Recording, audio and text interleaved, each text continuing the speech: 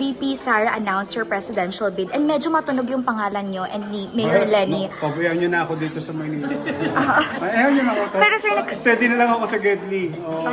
But for the meantime, ito honest to goodness, I, as Mayor of Manila, on behalf of the people of Manila, we are very grateful to the President Bongbong Marcos, of this thing. That's a wholehearted, grateful city of Manila, especially with our fiscal situation. I mean, cannot be denied anymore. But thank you talaga. Sobrang excited ako dito. Mayor, pero Sure. don't sa early pronouncement ni VP Sara.